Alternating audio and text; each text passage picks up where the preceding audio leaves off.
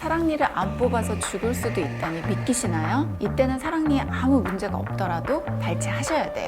조금 찝찝해도 침이나 피를 뱉으면 안 돼요. 삼키셔야 돼요. 안녕하세요. 20년차 치과의사 치아쌤입니다. 오늘은 이름은 스윗하지만 결코 만만하지 않은 사랑니에 대해서 여러분이 평소 궁금해할 만한 의문을 해결해 드리려고 합니다.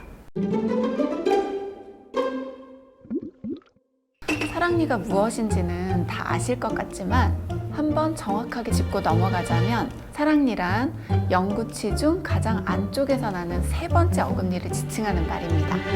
의학적으로는 영구치인 제2 대구치 이후에 나온다고 해서 제3대구치라고 부르죠.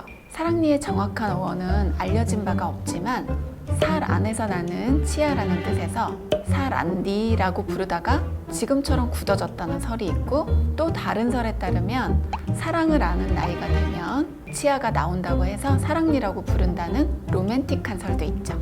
사랑니가 나는 시기가 사람마다 다르다고 하는데 보통 사랑니는 언제쯤 나오나요? 사랑니는 동서양을 막론하고 지혜나 분별력과 관련이 있다고 여겨졌어요. 영어로는 wisdom tooth.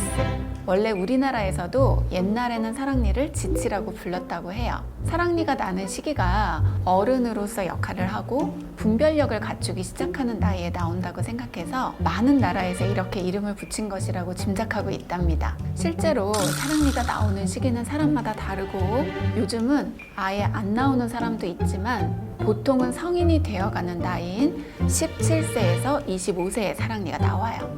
사랑니를 왜 뽑아야 하나요?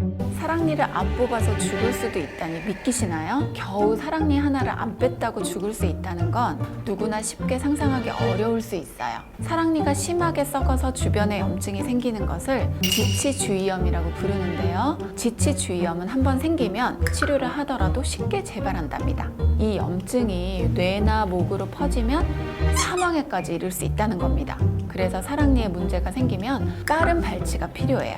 또 사랑니가 썩은 경우 치료도 어렵지만 치아가 너무 안쪽에 있다 보니 칫솔이 잘 닿지 않아서 위생관리도 어려워요. 약을 먹고 염증을 치료해도 그때뿐이고요. 음식물이 들어가거나 몸 컨디션이 나빠지면 또 금방 염증이 생겨서 붓고 아프게 된답니다. 이런 문제를 예방하려면 아무래도 사랑니를 발치해야겠죠. 사랑니를 꼭 뽑아야 하나요?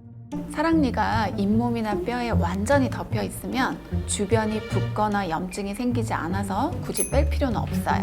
하지만 사랑니가 밖으로 나오면 조금 이야기가 달라져요. 사랑니가 이미 심하게 썩은 채 나오거나 염증이 있어서 주기적으로 붓거나 아프고 자주 고름이 나오면 당연히 빼야 하죠. 치아 교정을 할 때 사랑니가 있으면 교정을 하기 어려운 경우가 종종 있는데요. 이때는 사랑니에 아무 문제가 없더라도 발치하셔야 돼요. 사랑니를 발치한 후 지켜야 하는 주의사항이 있나요? 사랑니 발치는 치과 수술 중에서도 규모가 큰 편인 수술이에요. 발치 후에 피가 많이 나는데요. 지혈을 하려면 최소 2시간은 거즈를 물고 계셔야 돼요. 발치 후 술이나 담배는 당연히 하면 안 되고요. 술은 혈관을 확장해서 지혈을 방해하고 담배 연기를 빨 때는 발치 부위에 음압이 걸려서 피가 더 나오게 한답니다. 거즈를 물고 지혈을 했어도 사랑니를 뽑은 부분에서 하루나 이틀 정도 피가 조금씩 나는데요. 조금 찝찝해도 침이나 피를 뱉으면 안 돼요. 삼키셔야 돼요. 침이나 피를 입 밖으로 뱉을 때 음압이 생겨서 잘못하면 봉합이 터지거나 피가 더 나올 수 있어요. 그리고 수술 후에 냉찜질을 잘 해야 붓기가 가라앉고요. 우리우리한 통증도 빨리 가라앉는답니다. 발치 후에 일주일 정도는 격한 운동이나 사우나와 같이 체온이나 혈압을 올리는 행위는 금물이랍니다. 저도 염증이 심한 사랑니를 뽑아봐서 아는데요. 사실 사랑니를 뽑으면 붓고 아파서 음식 생각도 잘 안 나요. 그래도 사랑니를 뽑은 후에도 음식을 잘 드시는 분도 계시니 말씀을 드리자면 발치 후에는 맵고 짜고 뜨거운 음식은 피해야 돼요. 이런 음식은 염증 부위에 자극을 줄 수도 있으니 되도록 차갑고 순한 음식을 가려서 드셔야 돼요. 끈적거리거나 치아에 잘 끼는 음식도 자제해야 한답니다. 저는 사랑니 발치 후에 찬 우유를 마시거나 냉면을 드시라고 추천을 드려요. 무엇보다 통증과 붓기, 감염을 조절하기 위해서 치과에서 처방해준 약을 반드시 잘 챙겨서 드셔야 돼요. 따로 가글액을 처방받았다면 가글까지 잘 사용해야 된답니다. 사랑니 발치 후 온찜질을 해야 되나요?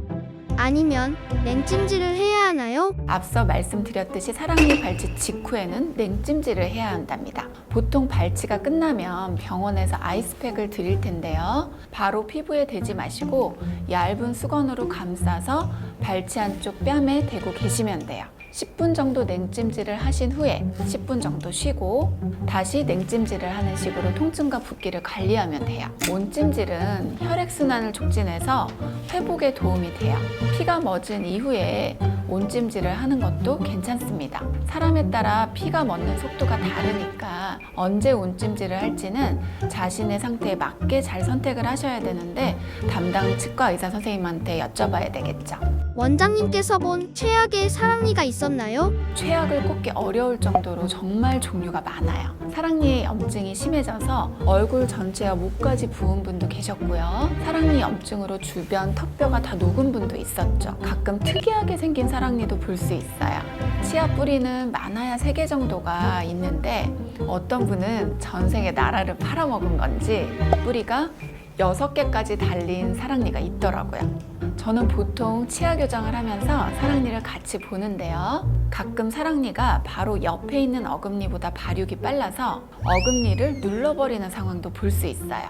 제가 맡은 환자분 중에서 형제가 이런 문제가 있어서 앞에 있는 어금니를 빼고 교정을 했어요.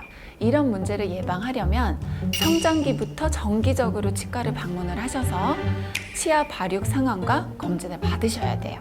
초등학교 저학년 때 치아 교정을 하면 사랑니가 자라는 속도가 빠르거나 위치가 좋지 않아서 미리 빼고 치아 교정을 해야 한다고 안내를 드립니다. 그런데 사랑니 발치 부작용을 걱정하셔서 발치를 포기하시는 분도 계시는데 당연히 그 결과는 사랑니 당일 발치는 왜 어려운가요? 염증이 없으면 당일 발치도 가능해요.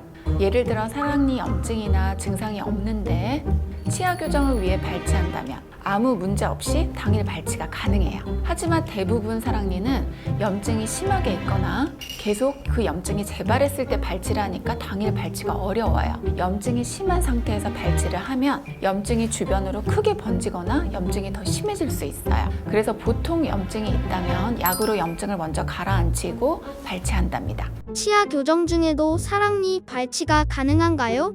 치아 교정을 하다가 갑작스럽게 염증이 생기거나 그리고 교정을 하는 중에 사랑니가 정상적인 교합 형성에 방해가 된다는 사실을 발견을 하면 치아 교정을 하는 중에도 사랑니 발치 가능해요. 이미 교정 장치까지 달았어도 발치할 수 있는 경우도 있고요. 장치가 발치에 방해가 되면 잠시 제거하고 발치할 수도 있어요. 오늘은 전혀 사랑스럽지 않은 사랑니에 대해서 여러분이 궁금해할 법한 질문을 답해봤습니다. 영상이 유익하셨다면 구독과 좋아요, 알림 설정까지 부탁드립니다. 감사합니다.